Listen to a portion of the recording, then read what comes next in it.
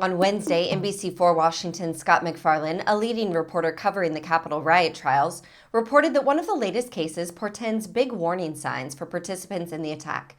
Take a look at the clip MacFarlane shared on Twitter. Hey, it's Scott MacFarlane. Some big takeaways and potentially some big warnings for U.S. Capitol riot defendants today in an otherwise low-level case. Today was sentencing day for Russell Peterson, his day to ask for leniency.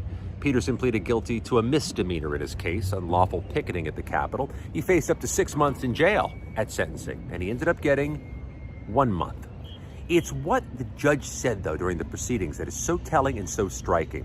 First of all, prosecutors say not only was Peterson unlawfully on the grounds January 6th, they say he seemed to celebrate it in social media posts just after, writing, "Stormed the castle, smoked a blunt in the Capitol, and overall I had fun, LOL."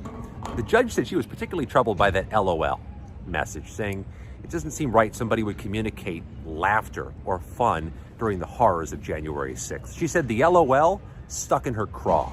She also, perhaps rightfully, was confused about the smoke the blunt message and asked about it, and the defense lawyer stood up in open court today and said Russell Peterson, in fact, did not smoke a blunt in the Capitol. First time I've ever heard that argument in open court. But what counted in Peterson's favor? How did he get 1 month in prison instead of 6? The judge says Peterson wrote a letter to the court that seemed genuine, seemed to show remorse. And Peterson said very little during the proceedings, saying only that he's sorry and that this is his cross to bear. Genuine remorse seems to benefit defendants. And the judge went further and said, for a lot of other January 6 defendants, their minds haven't changed. Their ways haven't changed. They're not showing remorse. According to my reporting, at least 40 January 6 defendants are in the D.C. jail as of tonight in pretrial detention. And according to lawyers or some who've served time there, they're almost cult-like in the January 6th wing, segregated from the rest of the population, that it's a radicalizing dynamic in that jail and that minds aren't being changed in that wing.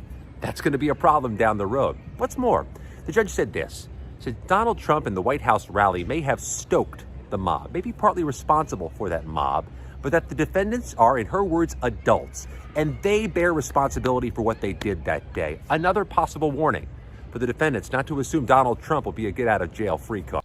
In other insurrection news, according to the AP, the House panel investigating the January 6th attack has voted to pursue contempt charges against Jeffrey Clark, a former Justice Department official who refused to answer the committee's questions. But the panel agreed to let him come back for another try. The committee voted 9-0 Wednesday to pursue criminal charges against Clark, who aligned with Donald Trump ahead of the violent attack, as the then president tried to overturn his election defeat. The Democratic chairman of the January 6 panel, Mississippi Representative Benny Thompson, said it had received a last-minute notification from Clark's lawyer that he now wants to invoke his Fifth Amendment right against self-incrimination. Thompson said the lawyer had offered no specific basis for that assertion and no facts that would allow the committee to consider it. But the committee will give Clark a second chance at a deposition scheduled for Saturday. Republican Representative Liz Cheney of Wyoming, the panel's vice chairwoman, said the committee would consider accepting Clark's assertion of his Fifth Amendment rights if Clark says he believes that answering questions about his interactions with Trump and others could incriminate him.